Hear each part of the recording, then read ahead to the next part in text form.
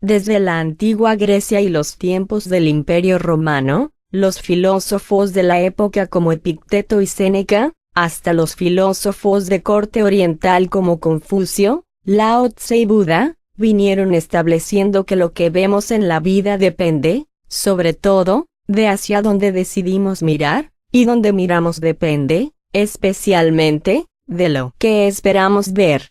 De este modo, la filosofía oriental a través de Buda y Confucio entre otros, estableció que si cambias tu actitud ante la vida, podrás cambiarte a ti mismo. De este modo, la filosofía budista establece que todo aquello que somos es el resultado de todo aquello que pensamos.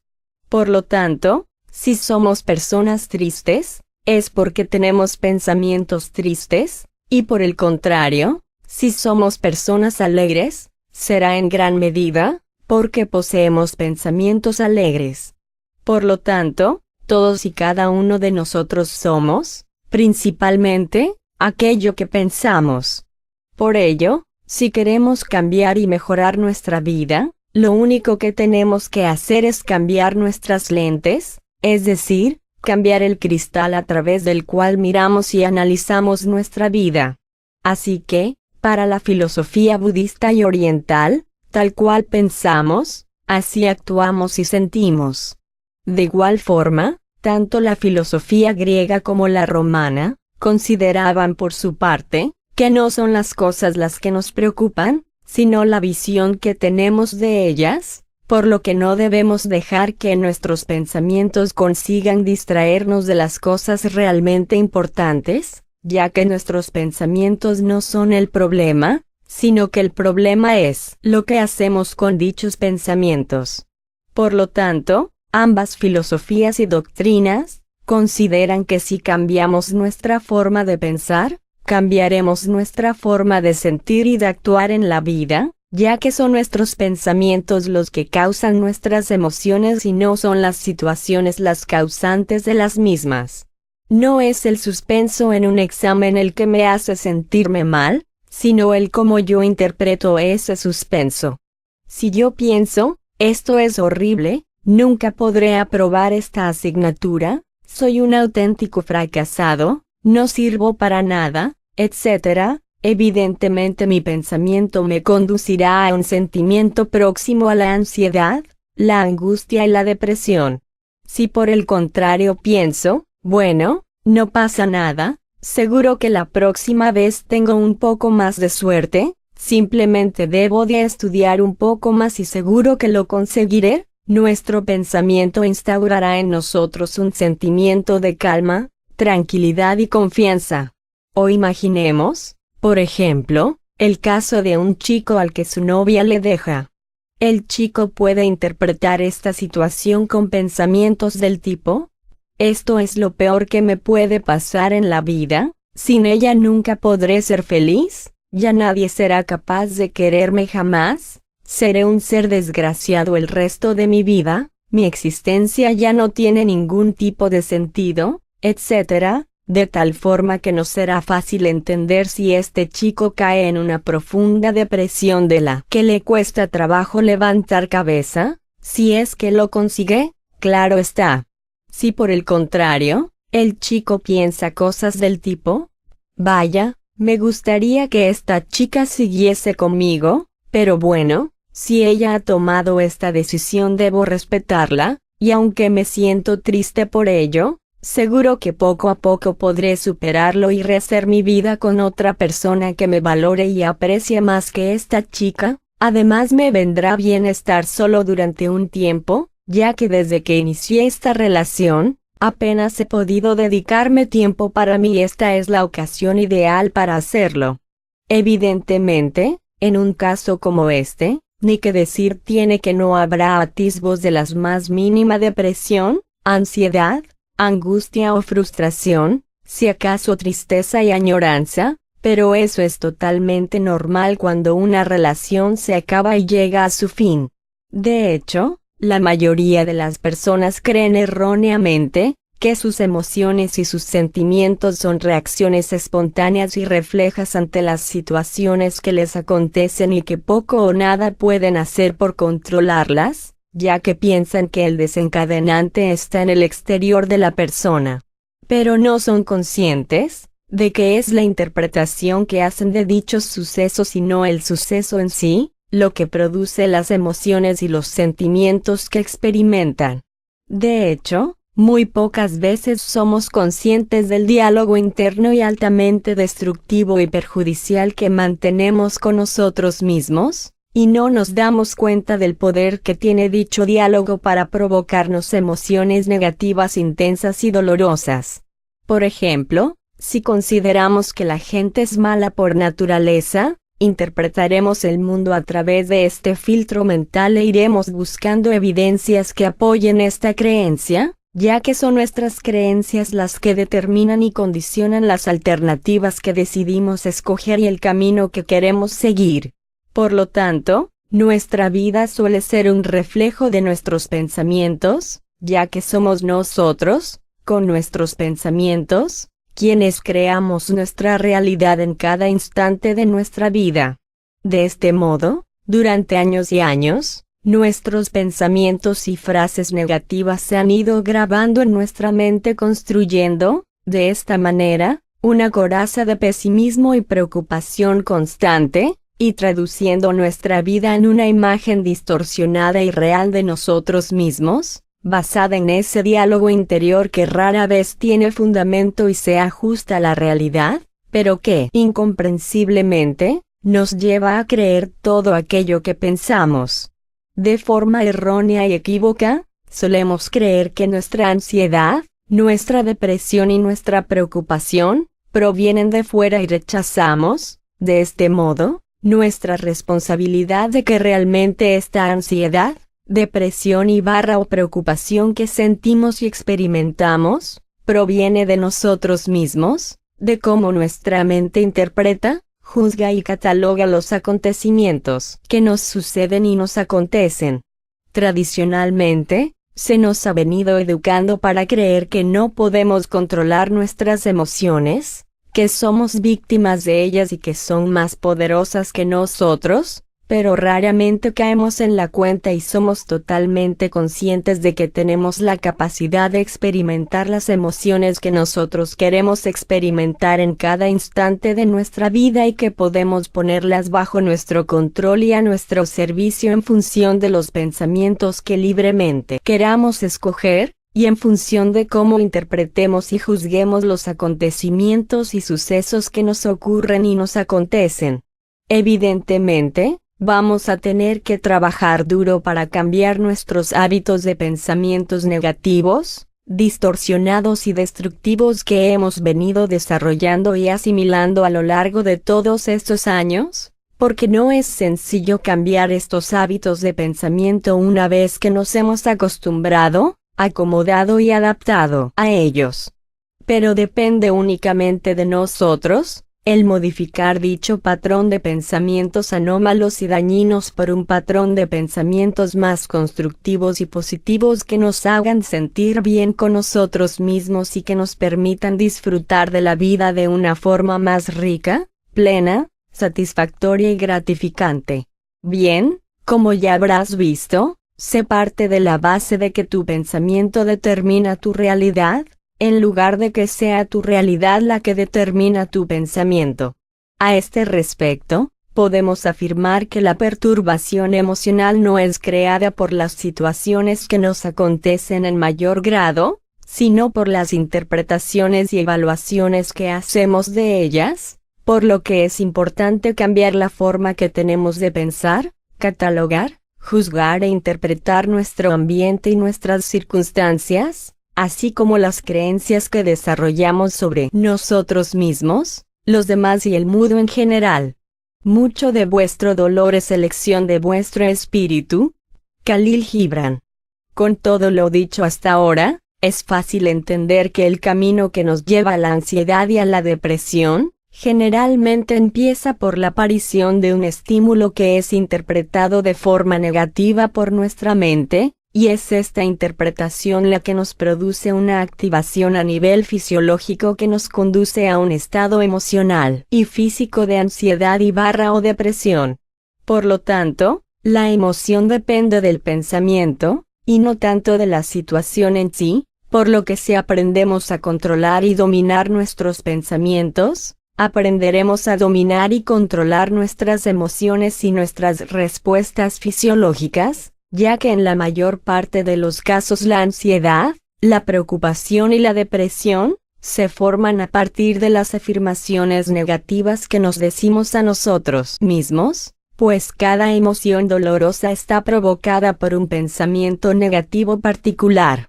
¿Es la mente la que nos hace sanar o enfermar, desgraciados o felices, ricos o pobres? Edmund Spencer. La teoría cognitiva de Gis. La vida de un hombre es lo que sus pensamientos hacen de ella. Marco Aurelio. Basándose en los filósofos griegos, romanos y orientales antes mencionados, así como en la filosofía budista, Albert Ellis desarrolló una importante teoría psicológica que establecía que la hipertensión emocional surge cuando la persona considera que su vida y su confort están amenazados, que no debe sentir incomodidad y que debe de sentir siempre tranquilidad y bienestar, que es horrible y catastrófico el no conseguir lo que supuestamente debe tener. La teoría cognitiva hace responsable a la persona de su forma de pensar, de sentir y de comportarse, y no a su pasado, las circunstancias o las personas que le rodean.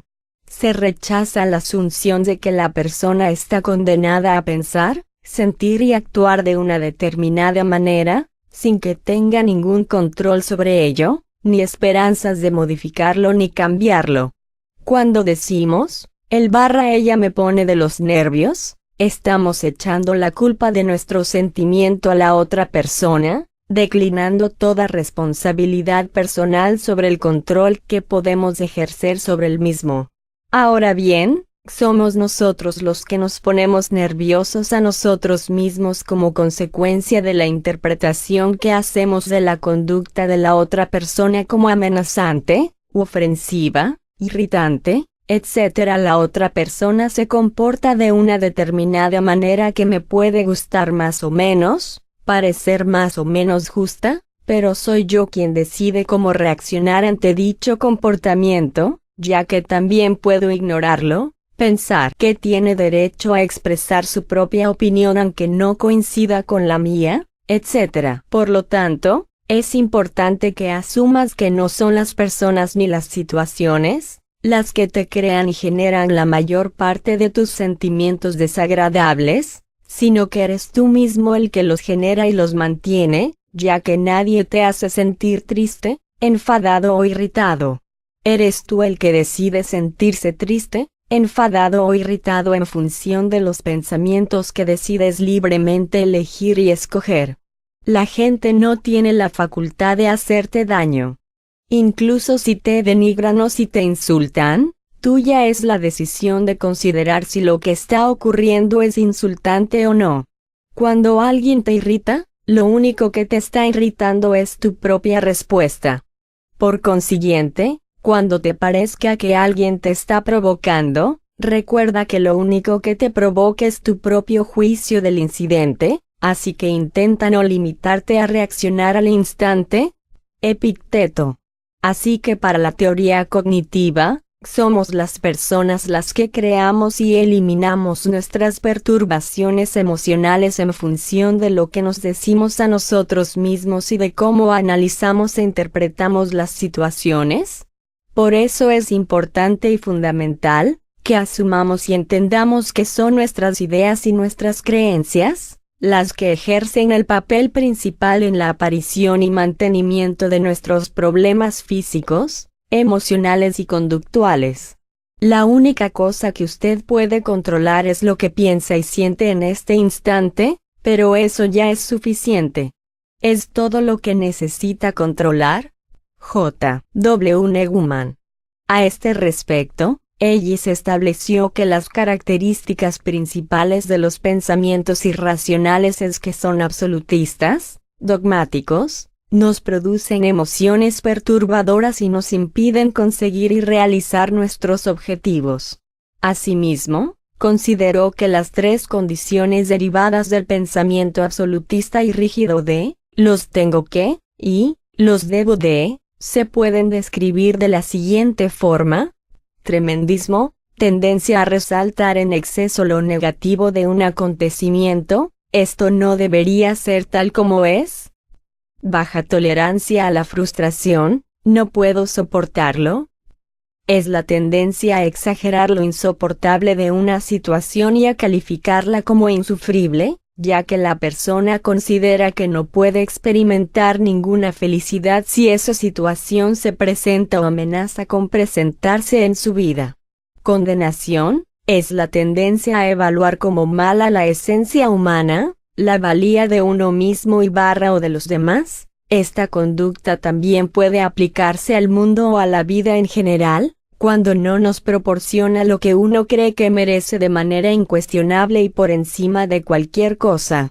Entre las palabras empleadas por el pensamiento absolutista y dogmático se encuentran entre otras las siguientes: siempre, nunca, todo, nada, solo, todo el mundo, o esto o aquello, imposible, no se puede, es horrible, no lo puedo soportar, es terrible, etc. Del pensamiento rígido y absolutista pueden derivarse también otro tipo de distorsiones cognitivas, entre las que se encuentran las siguientes: pensamiento polarizado, tendencia a ver las cosas como buenas o malas sin considerar la posibilidad del término medio, o tengo éxito, o entonces es que soy un fracasado. Sobregeneralización, a partir de un hecho aislado se llega a una conclusión general. Se caracteriza por el empleo de palabras como siempre, nunca, nadie, todos, etc. Si fallé esta vez, ¿fallaré el resto de las veces? Interpretación del pensamiento, supone la tendencia a intentar leer las mentes de los demás y a sacar nuestras propias conclusiones sobre lo que están pensando los demás. ¿Seguro que piensan que soy un estúpido? Visión catastrófica, la persona siempre espera lo peor en cualquier situación. Es frecuente el uso del ¿y si? ¿Y si mi novia me deja? ¿Y si me echan del trabajo? Etcétera. Personalización, aquí la persona se compara constantemente con los demás y piensa que todo lo que la gente dice o hace está relacionada de algún modo con ella. ¿Se están riendo de esa manera porque no les gusta la ropa que llevo hoy? Falacias de control, existen dos versiones. La primera se produce cuando la persona se ve a sí misma como impotente y externamente controlada. Son los demás los responsables de su dolor, su sufrimiento y su fracaso. La segunda se produce cuando la persona se cree responsable de todo lo que acontece a su alrededor, cargando el mundo sobre sus hombros, ya que ella es la responsable del sufrimiento y la felicidad de las personas que le rodean. Falacia de justicia, se expresa en frases del tipo como, si me quisiera realmente haría esto por mí. La persona aplica su sentido de lo que considera justo o injusto a sus relaciones con los demás, sin tener en cuenta la perspectiva particular y la forma de ver el mundo de cada persona. Culpabilidad, o bien la persona se culpa a sí misma del sufrimiento y los problemas de los demás, o bien culpa a los demás de sus problemas y de su sufrimiento. Debería, hace referencia a que la persona posee una serie de normas rígidas sobre cómo debe comportarse ella y las personas que le rodean. Debería de ser más paciente y cada vez que no lo consigo me comporto como un miserable. Razonamiento emocional, es la tendencia a pensar que las cosas negativas que siente sobre uno mismo y sobre los demás deben ser verdaderas y, por lo tanto, no se cuestiona su autenticidad y realismo. Si me siento como un fracasado, es porque soy un fracasado. Falacia del cambio, es la suposición de que las personas deben de cambiar su conducta para que se adapten a nuestra forma de ser y de pensar, asumiendo que nuestra felicidad depende de cómo se comporten los demás con nosotros. Si mi marido no fuese tan irónico, yo no sufriría tanto. Etiquetas globales. Hace referencia al hecho de que la persona generaliza una o dos cualidades negativas del mismo o de los demás. No hice el trabajo a tiempo, así que soy un auténtico irresponsable. Tener razón. La persona está inmersa en un proceso continuo de demostrar que lo que hace y piensa es lo correcto y que nunca se equivoca. Falacia de la recompensa divina. La persona espera que tarde o temprano recibirá una gratificación por todo su esfuerzo y sacrificio. Las principales características de estos pensamientos automáticos e irracionales es que no se cuestionan y se toman por verdaderos, son espontáneos, entran de golpe, se expresan en términos de, habría de, tendría que, o, debería de, y tienden a dramatizar, predicen catástrofes y ven peligros en todas partes imaginando y anticipando siempre lo peor. Tal como piensa un hombre, así se vuelve su corazón. La teoría cognitiva de Gis asume que la gente controla, en gran medida, su destino al creer y actuar según los valores y creencias que tiene. Las personas no reaccionamos sin más ante las situaciones que nos acontecen, sino que somos nosotros quienes creamos nuestras propias reacciones emocionales o conductuales en función del modo en que valoramos, interpretamos y analizamos los sucesos que nos ocurren. Por ello, las personas empezamos a asumir un mayor control sobre nuestros pensamientos y emociones, una vez que aceptamos y comprendemos que las situaciones externas pueden influir solo en parte en los sentimientos que experimentamos, pero que no son los responsables últimos de estos, sino que dependen fundamentalmente de lo que pensamos y de cómo interpretamos estas situaciones. Por eso, es fundamental aprender a hablarnos a nosotros mismos de una forma más racional, objetiva y positiva, ya que las cosas que nos decimos crean nuestras emociones e influyen en nuestra conducta y en nuestro estado de ánimo. Pensamientos optimistas y positivos suelen producir estados de ánimo agradables, mientras que el autodiálogo negativo y los pensamientos pesimistas suelen producir estados de ánimo de desesperanza, ansiedad, depresión y frustración. Así que no es verdad que toda la responsabilidad de nuestras alteraciones emocionales se deba exclusivamente al padecimiento de experiencias adversas y desagradables que tuvimos que sufrir y padecer en el pasado. No fue la experiencia lo que nos dejó marcados y nos hizo daño, sino que fue la interpretación que nosotros hicimos de ella y la manera en que reaccionamos ante ella, la que nos causó el dolor y el sufrimiento que padecemos. Por lo tanto, el enemigo al que tenemos que combatir y controlar no está fuera de nosotros, sino que está en nuestro interior. A este respecto, Ellis y Dryden establecen que las personas deben de ser conscientes de que son ellas las que crean en gran medida sus perturbaciones psicológicas y emocionales, y aunque las condiciones ambientales y las circunstancias puedan contribuir a sus problemas, tienen una consideración secundaria en la génesis de dichas perturbaciones y, por consiguiente, en el proceso de cambio y transformación personal. Del mismo, todos nosotros debemos reconocer que poseemos la capacidad de modificar dichas perturbaciones, comprendiendo y asumiendo que éstas provienen de nuestras creencias absolutistas, dogmáticas e irracionales. Por lo tanto, la aparición de emociones negativas e inapropiadas es consecuencia de una serie de ideas irracionales que se mantienen de forma dogmática y absoluta manifestándose en forma de obligación o exigencia, tengo que, debo de, debería de, no debo de, etc. Ellis establece que estas ideas irracionales quedan englobadas en las siguientes afirmaciones: tengo que actuar siempre bien y tengo que ganar siempre la aprobación de todo el mundo por mi forma de actuar. La gente siempre debe actuar de forma agradable, considerada y justa conmigo. Las condiciones de mi vida siempre deben ser buenas y fáciles para que pueda conseguir prácticamente todo lo que quiero sin mucho esfuerzo e incomodidad. No puedo sentir ansiedad, es horrible y debo impedirla como sea. Mi vida debe estar libre de todo sufrimiento y preocupación. Debo de tener una existencia plácida y tranquila en todo momento.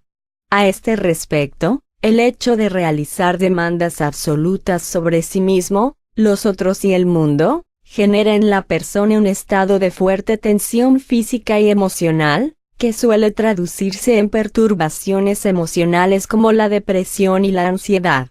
De este modo, Ellis establece 4 formas principales de pensamientos irracionales. Pensar que alguien o algo debería, sería necesario o tendría que ser distinto de lo que es. Calificar de horrible, terrible u horrorosa una determinada situación. Pensar que no es posible sufrir, soportar o tolerar una persona o situación determinada y afirmar que no debería haber sucedido de la manera en que ocurrió. Si alguien o uno mismo comete un error, debe ser considerado como un canalla y una persona despreciable.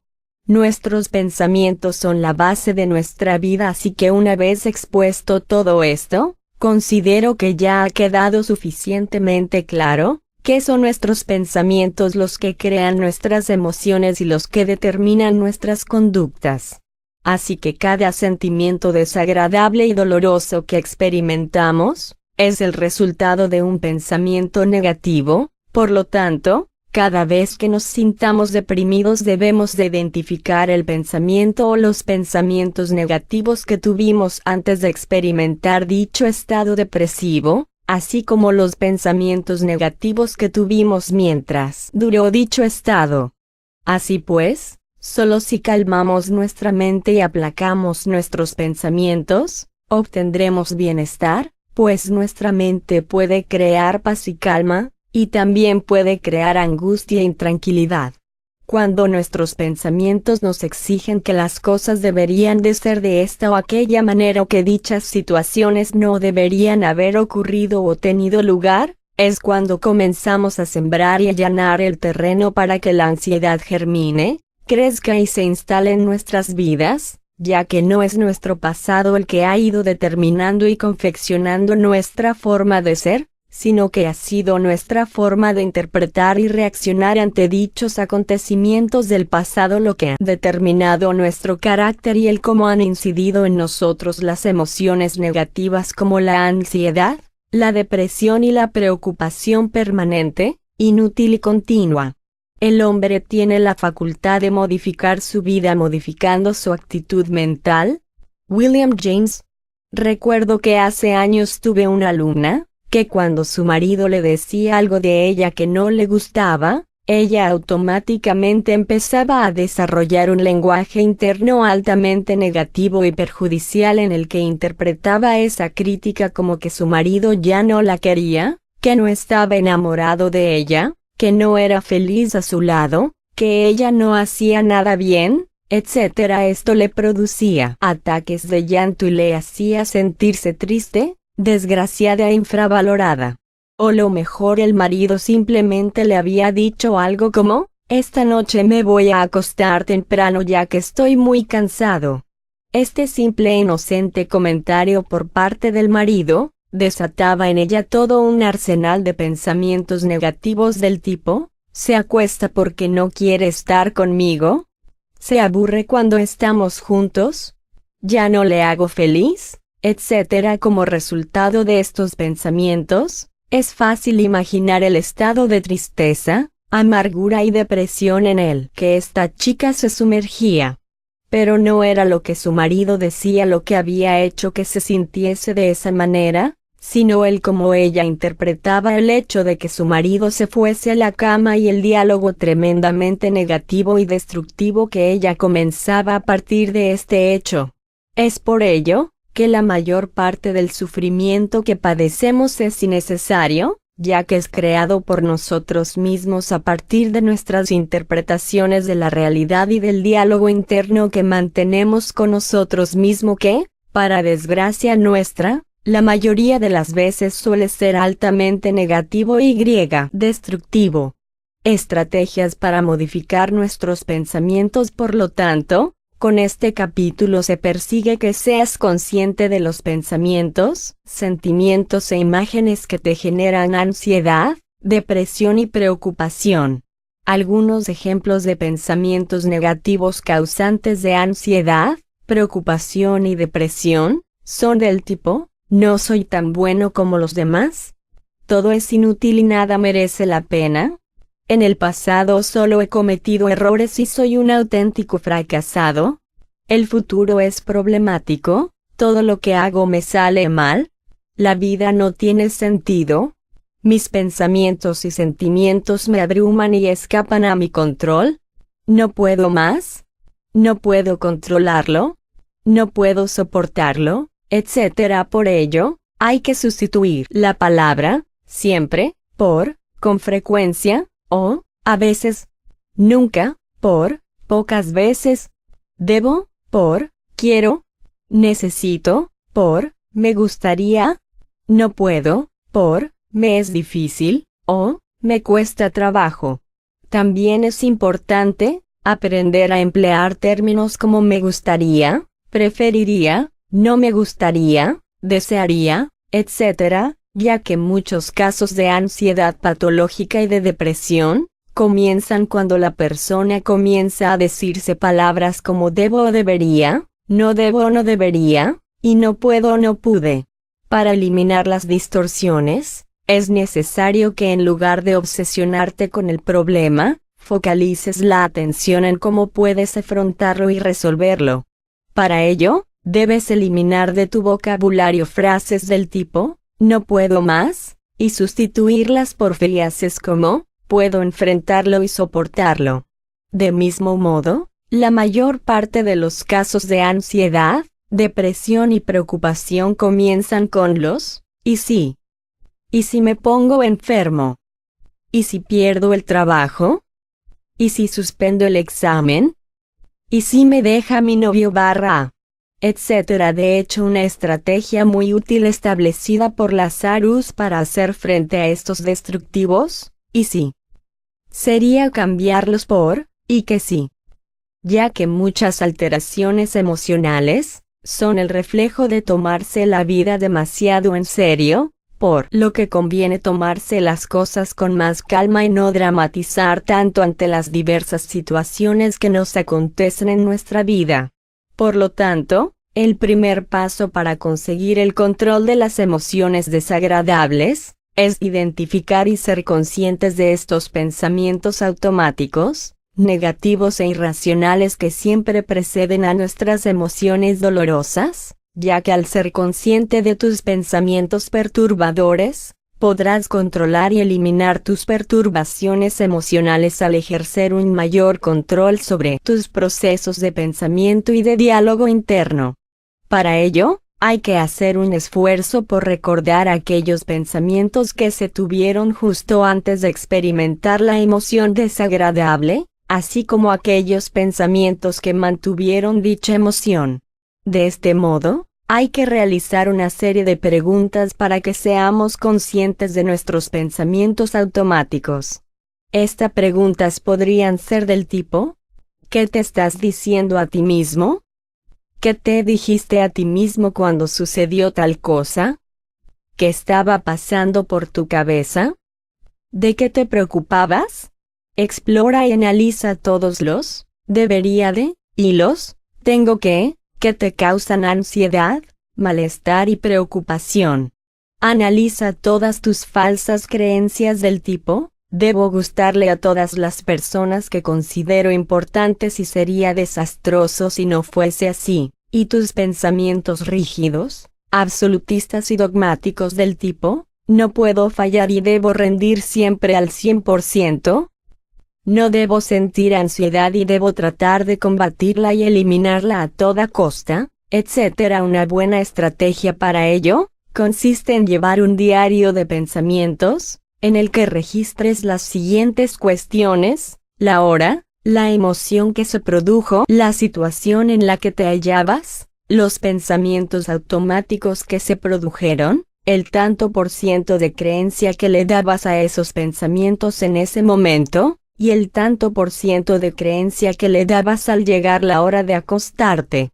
Por ejemplo, hora, 10 simple 15 emoción, rabia, frustración, ansiedad situación. Al llegar a la universidad me doy cuenta que me he dejado en casa un video importante que pensaba poner en clase. Pensamientos automáticos, siempre igual, es que soy un auténtico desastre, vaya churro de clase que me va a salir ahora sin el video, es que no tengo remedio, a ver qué hago yo ahora en clase. Verdadero en ese momento, 80% verdadero al acostarme, 20% debes de usar este diario de pensamientos por lo menos durante una semana para que seas consciente de cuáles son tus pensamientos negativos y destructivos, y de cómo son ellos los que crean y mantienen tus emociones dolorosas, ya que de este modo, te darás cuenta de cómo son tus pensamientos los responsables de tus sentimientos. También es útil para identificar los pensamientos negativos y perturbadores, realizar la tarea de las 3 columnas, ABC. En la columna A se describe la situación, en la columna B se describen los pensamientos y en la columna C se describe la emoción. A veces no quedan entradas en, ¿por qué siempre me tiene que rabia el cine después de llevar más pasar a mí? Vaya mala suerte la de 1 hora haciendo cola. Mía. Toda la tarde perdida para esto. Estoy hasta las narices de que siempre me suceda lo mismo.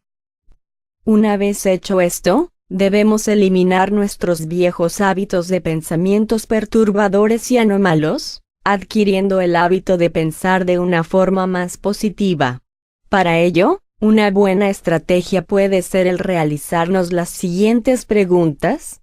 ¿Me ayuda a conseguir algo positivo el pensar de esta manera? ¿Me hace sentir mejor? ¿Pensar de esta manera hace que el problema se solucione? ¿Me hace sentir mal y experimentar emociones y sentimientos desagradables? ¿Hace que la situación empeore o mejore? ¿Esta forma de pensar es objetiva? ¿Me ayuda esta forma de pensar a sentirme mejor y conseguir mis objetivos? ¿Me ayuda esta forma de pensar a solucionar mis problemas? Así pues, si eres tú quien crea tus perturbaciones emocionales, también posees entonces la facultad de eliminarlas, cambiando para ello tus creencias irracionales. Para ello, debemos aprender a refutar y cambiar nuestros pensamientos anómalos e irracionales, por otros más positivos y racionales. Por eso, a las columnas mencionadas anteriormente, hay que añadir otras 2 columnas más, una la que denominaremos D, en la que se debe refutar o rebatir la creencia irracional, y otra llamada E, en la que debemos poner creencias más racionales, adaptativas y positivas para nosotros. Por ejemplo, A. Situación, me retraso a la hora de entregar un trabajo. B. Creencias irracionales, es intolerable que sea tan informal. Debo cumplir firmemente con los plazos establecidos. Esto es imperdonable. Debo ser el mejor y trabajando de esta manera nunca lo voy a conseguir. C. Emoción, rabia, frustración, cólera. D. Refutación. ¿Por qué debo ser perfecto? Cualquiera puede tener un pequeño retraso y no se hunde el mundo por ello. ¿Realmente, quién me obliga a ser el mejor? Creencias racionales, preferiría hacer las cosas bien pero nadie me obliga a ello. Puedo vivir bien sin tener que ser el mejor en todo lo que hago. McKay propone una variante de este método, y para ello plantea la siguiente hoja de trabajo. Nombre de la emoción. Descripción de la situación o del suceso. Debes escribir una descripción detallada de la situación que te causó perturbación, así como de los pensamientos que tuviste durante dicha situación. Lee lo que has escrito e identifica las distorsiones empleadas, filtraje, sobregeneralización, etc. Haz 3 columnas. En la columna A escribe la distorsión identificada, en la columna B la frase que incluía dicha distorsión y en la C vuelve a escribir la frase pero sin la distorsión.